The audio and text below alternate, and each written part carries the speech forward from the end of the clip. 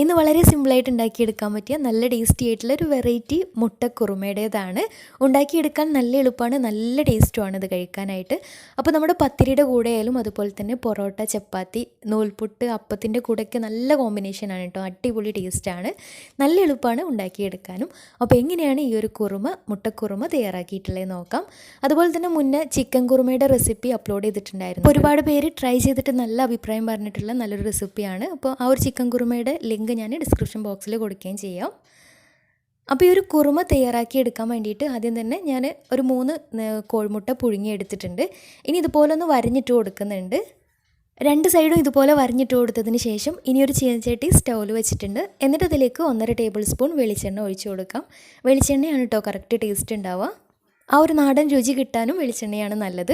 ഇനി ഇതിലേക്ക് 1 ടീസ്പൂൺ കുരുമുളക് പൊടിയും അതുപോലെ തന്നെ കുറച്ച് കറിവേപ്പിലയും പാകത്തിന് ഒരു നുള്ള് ഉപ്പും കൂടെ ചേർത്ത് ഒന്ന് ലോ ഫ്ലെയിമിലിട്ടിട്ടൊന്ന് വറുത്തെടുത്തതിന് ശേഷം ഇതിലേക്ക് നമ്മൾ വരഞ്ഞു വെച്ചിട്ടുള്ള കോഴിമുട്ട ചേർത്ത് കൊടുക്കാം. ഇനി ഇത് ലോ ഫ്ലെയിമിലിട്ടിട്ട് കുറച്ച് സമയം ഒന്ന് ഈ ഒരു മുട്ട ഒന്ന് ചെറുതായിട്ടൊന്ന് റോസ്റ്റ് ചെയ്തെടുക്കാം. ഒന്ന് കളറ് മാറിയിട്ട് കിട്ടിയാൽ മതിയാവും.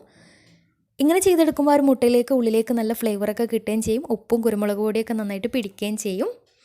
അപ്പോൾ മുട്ട ചെറുതായിട്ടൊന്ന് കളർ മാറി കിട്ടിയാൽ ഇനി ചട്ടിയിൽ നിന്ന് മാറ്റാം. ഇനി ഇതേ എണ്ണയിലേക്ക് 1.5 സവാള, മീഡിയം സൈസിലുള്ള ഒരു 1.5 സവാള ഇതുപോലെ നീളത്തിൽ അരിഞ്ഞിട്ട് ഇതിലേക്ക് ചേർത്ത് നന്നായിട്ടൊന്ന് വഴറ്റിയെടുക്കാം. സവാള പെട്ടെന്ന് വഴന്ന് കിട്ടാൻ വേണ്ടിയിട്ട് പാകത്തിന് ഉപ്പും അതുപോലെ തന്നെ എരിവിന് ആവശ്യമായിട്ടുള്ള 3 പച്ചമുളക് നീളത്തിൽ അരിഞ്ഞിട്ട് ഇതിലേക്ക് ചേർത്ത് കൊടുത്തിട്ടുണ്ട്. നല്ല എരിവുള്ള മുളകാണെങ്കിൽ 2 മതിയാവും. കൂടെ തന്നെ ഇതിലേക്ക് 1 ടീസ്പൂൺ ഇഞ്ചി വെളുത്തുള്ളി പേസ്റ്റും കൂടെ ചേർത്ത് കൊടുത്തിട്ടുണ്ട്. കൂടുതലാവണ്ട, 1 ടീസ്പൂൺ തന്നെ മതിയാവും. അപ്പോൾ സവാളയൊക്കെ നന്നായിട്ട് സോഫ്റ്റായിട്ട് കിട്ടണം, അതുവരെ നന്നായിട്ട് വഴറ്റിയെടുക്കാം. ഒരുപാട് കളറ് മാറി ഡാർക്ക് കളർ ആവണമെന്നൊന്നുമില്ല. ഇനി ഇതിലേക്ക് ചേർത്ത് കൊടുക്കുന്നത് ഒരു 6 കാഷ്യൂ ആണ്. ഈ കാഷ്യൂ കുറച്ച് നേരം വെള്ളത്തിലിട്ട് കുതിർത്തിട്ട് ചേർത്ത് കൊടുക്കുകയാണെങ്കിൽ അതാണ് ഏറ്റവും നല്ലത്. അപ്പോൾ ഇത് ചേർക്കുമ്പോൾ കറിക്ക് ചെറിയൊരു കട്ടി ഉണ്ടാവുകയും ചെയ്യും, ഒരു പ്രത്യേക ടേസ്റ്റും ഉണ്ടാവും. ഉണ്ടെന്നുണ്ടെങ്കിൽ ചേർത്ത് കൊടുക്കാം. അപ്പോൾ സവാളയൊക്കെ നന്നായിട്ട് വഴന്ന് കിട്ടിയാൽ ഇനി ഫ്ലെയിം ഓഫ് ചെയ്തിട്ട് ഇതൊന്ന് ചെറുതായിട്ട് ചൂടാറിയതിന് ശേഷം ഇനി മിക്സിയുടെ ജാറിലിട്ടിട്ട് നന്നായിട്ടൊന്ന് അരച്ചെടുക്കാം. അരച്ചെടുക്കുന്ന സമയത്ത് കുറച്ച് വെള്ളം ഒഴിച്ചിട്ട്, ഒരുപാട് വെള്ളം കൂടി പോകണ്ട, അരയാൻ ആവശ്യമായിട്ടുള്ള കുറച്ച് വെള്ളം ഒഴിച്ചിട്ട് നന്നായിട്ട് ഇതുപോലെ പേസ്റ്റ് രൂപത്തിൽ നന്നായിട്ട് അരച്ചെടുക്കാം. ഇനി സവാളയൊക്കെ വഴറ്റിയെടുത്തിട്ടുള്ള അതേ പാനിലേക്ക് തന്നെ 1 ടേബിൾ സ്പൂൺ വെളിച്ചെണ്ണ ഒഴിച്ചു കൊടുക്കാം. എണ്ണ നന്നായിട്ട് ചൂടായിട്ട് വരുമ്പോൾ അതിലേക്ക് ചെറിയൊരു കഷ്ണം പട്ടയും 2 ഗ്രാമ്പു അതുപോലെ തന്നെ 2 ഏലക്കായും കൂടെ ചേർത്ത് ഒന്ന് വഴറ്റിയെടുക്കാം. എന്നിട്ട് ഇതിലേക്ക് കുറച്ച് കറിവേപ്പിലയും അതുപോലെ തന്നെ കുറച്ച് മല്ലിയിലയും കുറച്ച് പുതിനയിലയും കൂടെ ചേർത്തിട്ട് നന്നായിട്ടൊന്ന് വഴറ്റിയെടുത്തതിന് ശേഷം ആ ഒരു എണ്ണയിൽ കിടന്ന് നന്നായിട്ട് വഴറ്റിയെടുത്തതിന് ശേഷം നമ്മൾ നേരത്തെ അരച്ച് മാറ്റി വെച്ചിട്ടുണ്ടായിരുന്ന ആ ഒരു മിക്സ് ഇതിലേക്ക് ചേർത്ത് കൊടുക്കാം.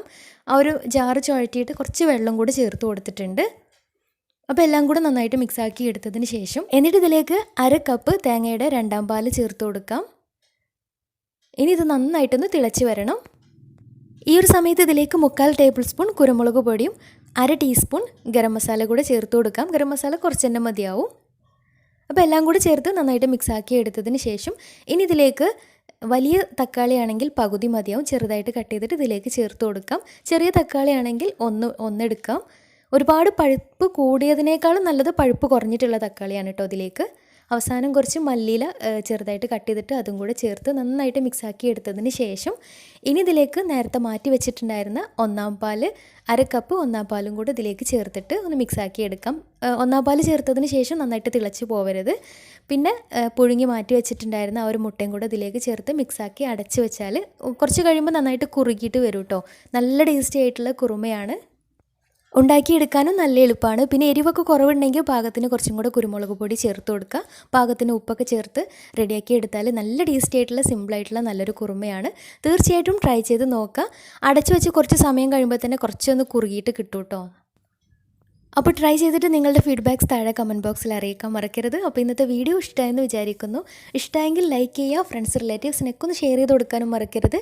അപ്പോൾ നല്ല അടിപൊളി വീഡിയോയുമായി വീണ്ടും വരാം. അതുവരെ take care, bye, thank U.